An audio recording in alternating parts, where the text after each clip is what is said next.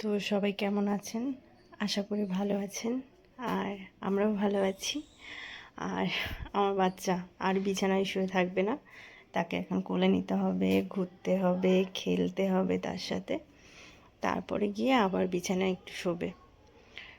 তো ওর সাথে এগুলো করে তারপরে কাজও আছে, রান্নাবান্না আছে দুপুরে। তো ভাবলাম আপনাদের সাথে একটু শেয়ার করি, তাই আর কি। আর এখানে চলে এলাম তারপরে কচুরলতি বাছতে। বাজারে বাছা কচুরলতি পাইনি কিনতে, তো এরকমই কিনে নিয়ে এসেছি। এটা ঘরে বাছবো। মনে হয় কয় বছর পরে আমি কচুরলতি বাছছি। যাই হোক, এইগুলো বেছে নেব ভালো করে। বেছে আজকে কচুরলতিটা রান্না করব চিংড়ি মাছ দিয়ে। তো খুব অল্প, আর মানে ওই 6টা বা 5-6টা ছিল এরকম। তো এই যে বেছে নিয়েছি আমি, আর সিদ্ধও দিয়ে দিয়েছিলাম। একটু ভাপিয়ে নিলে মানে গলা টলা যদি চুলকায় তাহলে ভাপিয়ে জলটা ফেলে দিলে আর গলা চুলকায় না। আর এই যে বাচ্চাকে আবার কোলে নিয়ে রান্নাঘরের দিকে যাচ্ছি, কারণ আবার ওকে কিছু সময় কোলে নিয়ে আবার ঘোরাফেরা করে আবার রাখলে তখন থাকবে। আর এই যে ভাপিয়ে নিয়েছিলাম, আর একটু চিংড়ি মাছ আর একটা আলুর অর্ধেক কেটে নিয়েছি।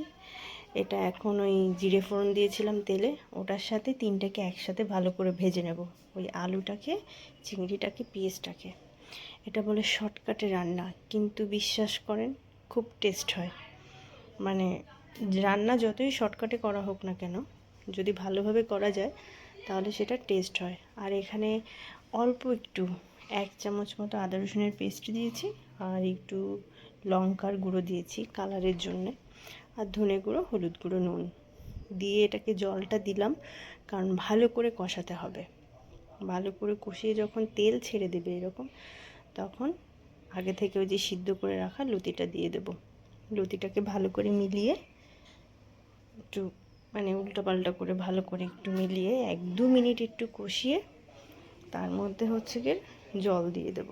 আর জল বেশি দিতে হবে না, অল্প করে জল দিয়ে ঢাকা দিয়ে রাখলে হবে। আর তো সবাই ভালো থাকবেন, সুন্দর থাকবেন, সুস্থ থাকবেন। আর আমার ভিডিওটা ভালো লাগলে একটু লাইক, কমেন্ট, শেয়ার করবেন, আর এইভাবে রান্না করবেন। আর অবশ্যই আমাকে জানাবেন যে খেতে ভালো হয়েছে কিনা। যদি এভাবে রান্না করেন তা আমি বলছি 100% খেতে খুব ভালো হবে। আর তারপর আর কি, এই যে এরকম শুকিয়ে গেছে, এটাকে নামিয়ে নেব। একদম শুকনো শুকনো, মানে পুড়বে না, কিন্তু শুকনো শুকনো। আর ভাবলাম একটু খেয়ে আপনাদেরকে দেখিয়ে দিই, বলি কেমন হয়েছে। অসাধারণ হয়েছে, অসাধারণ। এর টেস্টটা অসাধারণ। আর আমি শুধু ঘরে আমি একাই খাই। আর এর মধ্যে থেকে একটু চিংড়ি আর আলু ওকে বেছে দিয়েছিলাম, ও যেহেতু লতি খায় না সেই জন্যে।